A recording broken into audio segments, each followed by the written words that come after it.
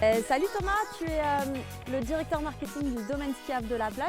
Qu'est-ce qui fait que La Plagne est juste le spot le plus incroyable pour venir en vacances? Alors, il y a beaucoup de raisons. Il y a un enneigement qui est exceptionnel, premièrement.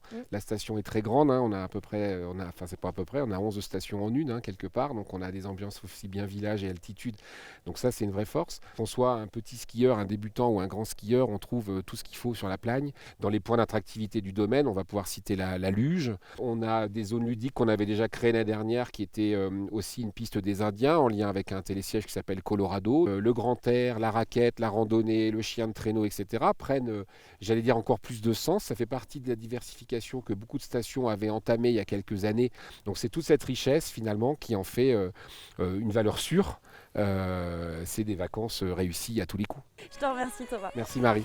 Bonjour, je suis Sébastien Garcia et je suis chargé de développement à l'Office de tourisme de la Grande Plagne. Alors mon travail, c'est de développer les activités outdoor, été et hiver, sur le territoire de la Plagne. Donc on a 7 itinéraires, 3 de niveau facile, 2 de niveau intermédiaire et 2 de niveau difficile.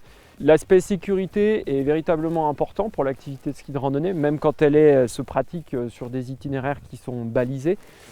C'est pourquoi nous invitons les clients à toujours partir avec leur matériel de sécurité, DVA, pelle, sonde, à se former, à se renseigner sur les conditions météo, mais aussi les conditions de neige, à se rapprocher des professionnels pour acquérir peu à peu l'ensemble des éléments qui leur permettront de pratiquer cette activité en autonomie. Je m'appelle Xavier, je suis pisteur secouriste à La Plagne, avec une particularité supplémentaire, c'est que je suis maître chien. On éduque les chiens à la recherche de victimes en avalanche. Dès que l'alerte est donnée, on sait si le chien va être nécessaire ou pas, et on va mettre le chien au travail au fond de la coulée si possible, et on va le faire prospecter toute la coulée jusqu'à ce qu'il nous trouve une victime s'il y en a une.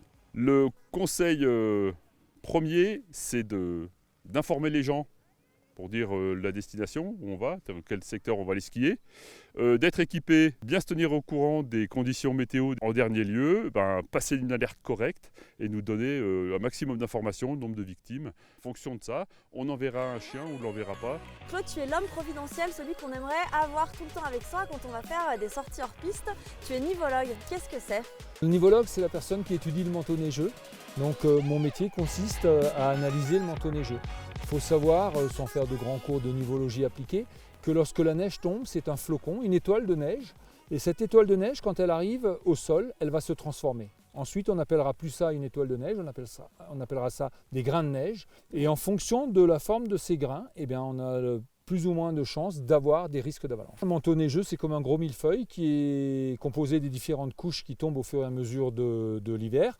Un manteau neigeux homogène est plutôt stable, on va dire. Et un manteau neigeux hétérogène, là, on commence à avoir des risques.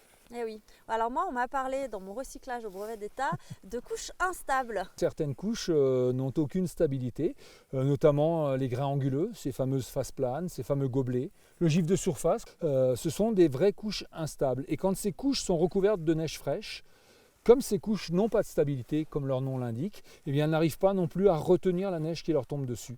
Et c'est elles qui sont à l'origine du déclenchement des avalanches. Je te remercie Claude, c'était hyper intéressant. J'espère que vous aurez appris plein de choses. Et puis à très vite sur les pistes.